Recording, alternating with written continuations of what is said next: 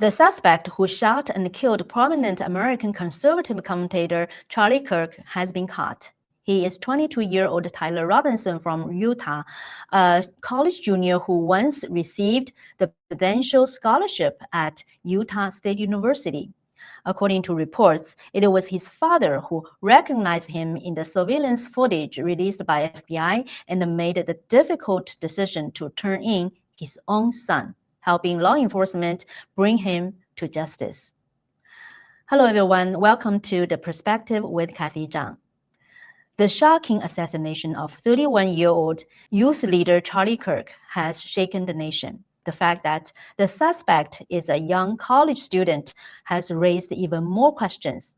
Why would a bright, accomplished student choose the path of extreme gun violence? Was it only personal factors, or were school, media, and family influences also at play? With these questions in mind, I spoke with Gregory Lyakhov, a 17-year-old columnist from New York.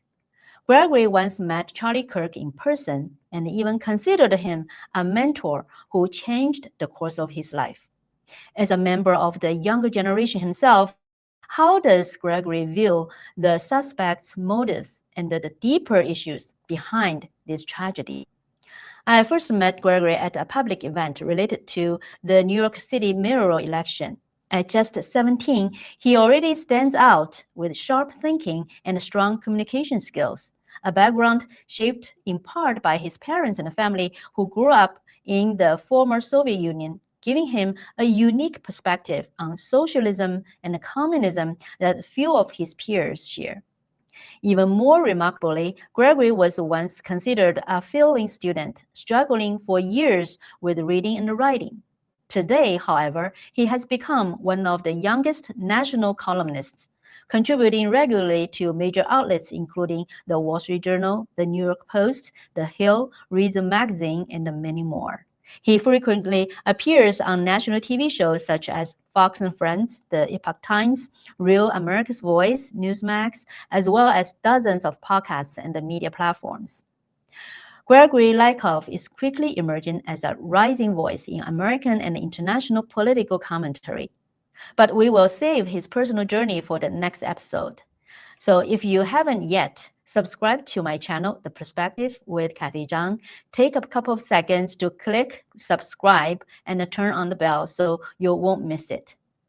Now, let's hear my conversation with Gregory Lyakhov. At the end of this interview, we will also talk about how he views Charlie Kirk's legacy and how he himself plans to carry the torch forward.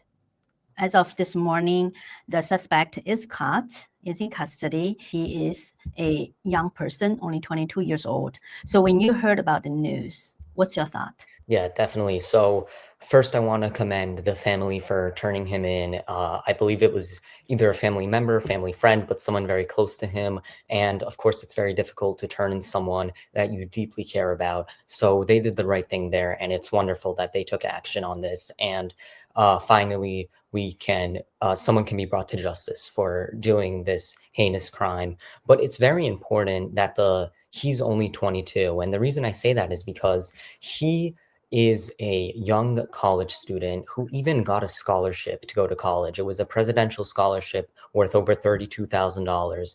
And he got a scholarship, which means he was highly educated, but he turned radicalized, which shows us just how radicalized our society is today. Children that should be in college and learning new different things and different philosophies are now being radicalized and taught these crazy ideals, and they're actually falling for it. And not only that, they're taking action upon it. So it's very scary. And the fact that he is young definitely contributes a lot to the nationwide conversation of how we can prevent a further shooting from happening.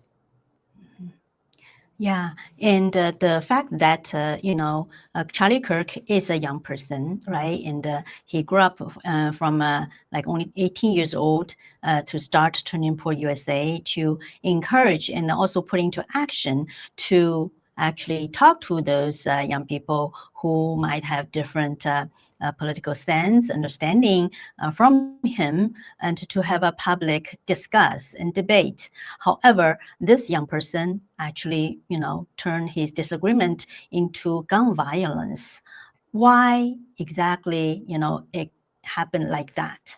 Yeah. So I think it's very simple because when people hear a lot of different ideas, when people hear that this person's a Nazi, that this person's a fascist, that this person is a dictator that will ruin American society, someone will take it into their own hands to end that. And when people not only hear it, but believe it, along with having some sort of other mental issue, that is a disaster waiting to happen. So the reason why he took action is because of what we have been seeing on social media, online, people calling Charlie Kirk evil, people calling Charlie Kirk someone who should go to hell. When we have that action, then people are going to do something about it. And he was doing something about it. So in his head, he was protecting American society. And while that's very far from the truth and probably completely opposite from the truth, he took it upon himself to defend America. And that's why he decided to commit this heinous act. That's why I don't only blame him for this act. I blame everyone who has been spreading these lies about Charlie Kirk, about the Republican Party. That's who I blame too. Our society is so polarized that violence is now equivalent to words, and that is scary. Yeah, just like you mentioned, also President Trump, after these tragic incidents, he also condemned the radicalization of the conservatives by the radical left, and the blame on that for this tragedy. However, some people just they agree with something, which is, it shouldn't. The disagreement should turn into violence. However, what they are saying is implying that it was President Trump, his rhetoric heightened up the temperature. So what's your take on that? Yeah, definitely. So I'm going to be honest here. I really believe that Donald Trump is a divisive person. He's a polarizing person. A lot of what he says is inflammatory, and that's actually one of his cons. And but to say that that was the reason for the shooting, and to say that his polarization is something unique in our world today is ridiculous. The left is just as polarizing as the right is, except the left, instead of being just polarizing with their words, they're also polarizing with their actions. Again, when we are calling people Nazis, when we're calling people fascists, someone is going to kill them. And this is what happened here. Now, look, I don't want to humanize this deranged attacker and the assassin of Charlie Kirk because he shouldn't be humanized. He was an intelligent person that took an action like this upon himself. That is pure evil. It's one thing to take an action because of what you're being fed through your information, but it's another thing to actually be intelligent and take that action. It shows that this guy, this attacker, was pure evil. And that's what concerns me too. And, we don't know how this is going to perspire. What if there's another shooting tomorrow on some other conservative? It very well may happen. And that's what really is scary. Mm-hmm. Yeah, so far, in these few years, those the terrible violence, especially like shootings, are actually against the conservatives, from the radicalized people or who have a mental illness. We don't know. So just wonder, what does that tell? Because if we say there are both sides, maybe some conservative-minded people also take the disagreement into gun violence, that's a two-sided thing. Yeah. But it appears, as far as I know, it's not the case. I just wonder, how do you think? Yeah, definitely. So this is not a two-sided thing. And we have seen time and time again that the left takes much more violent action than the right does. Look at the LA protests where people were burning cars. And then the New York Times decides to publish a piece saying that only one car was burned. It wasn't that violent. When we have that type of stuff all around in the left, and when they're embracing actions like this, that is what is concerning. And that is why it's a real one-sided issue. Look, gun violence, hits everyone. Everyone is affected by gun violence, but it is not the left is not some noble group of people. Look at Chicago. Chicago has one of the most strictest gun laws in the country, where it's almost impossible for you to carry a weapon with you. And if you are, then you're some some very notable figure that needs it.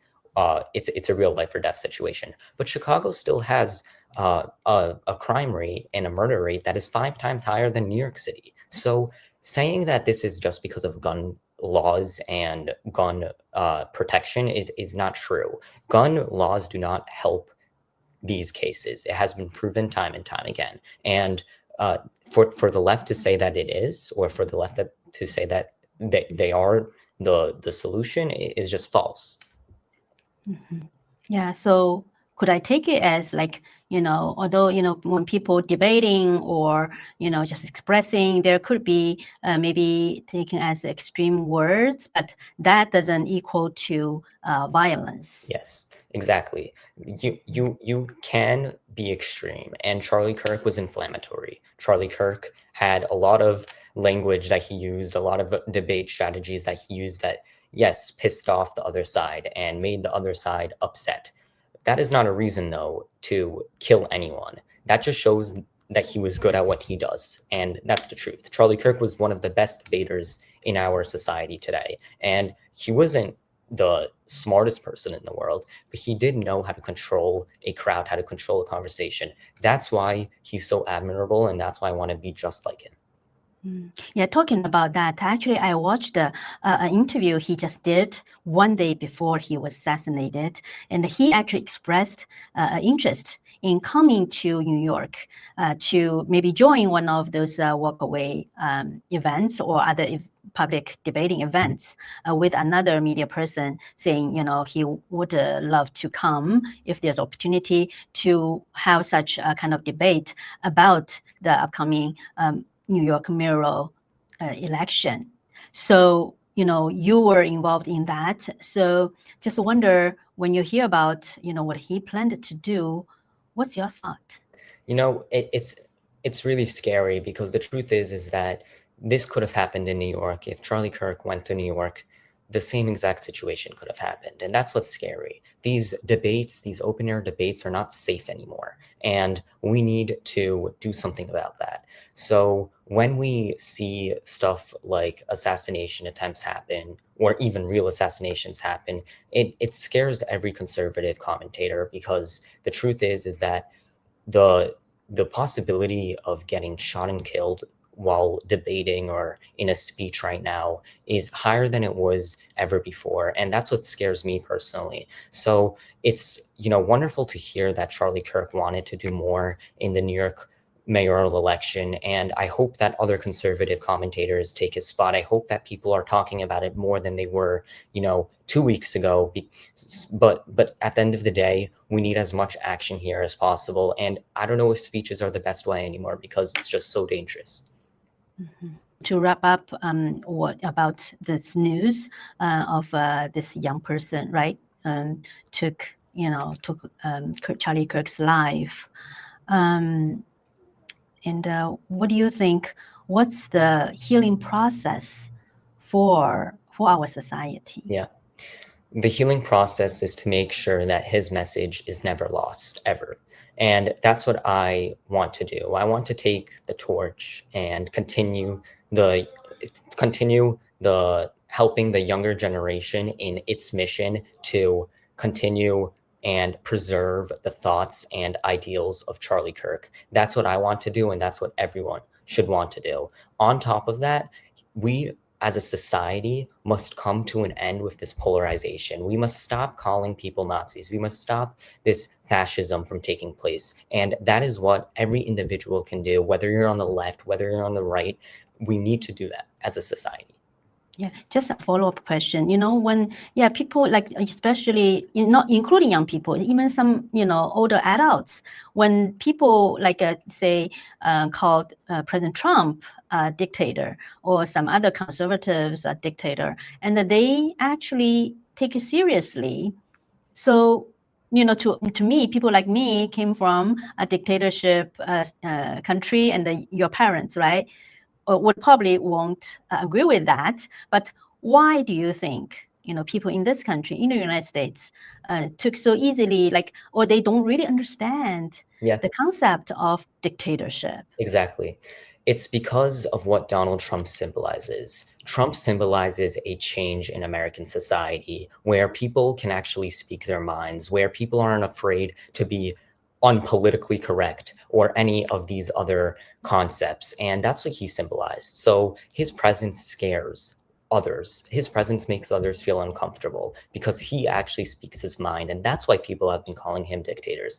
I hope that people see the result of calling someone a dictator, a fascist, or any of these other terms. And I hope it finally ends. And, that's just one good outcome, if not the only good outcome with, all the bad ones that could maybe come out of this case. Yeah, as you mentioned, there might be some good outcome out of this tragedy, and people also notice some of the people more on the liberal side are actually, thinking and realize it shouldn't going on, should go on, and they might shift a little bit more to the middle or more common sense side. Yeah, definitely, and I hope that happens. Okay, great. Thank you, Gregory, again Thank for you. sharing your perspectives. Thank you for having me on.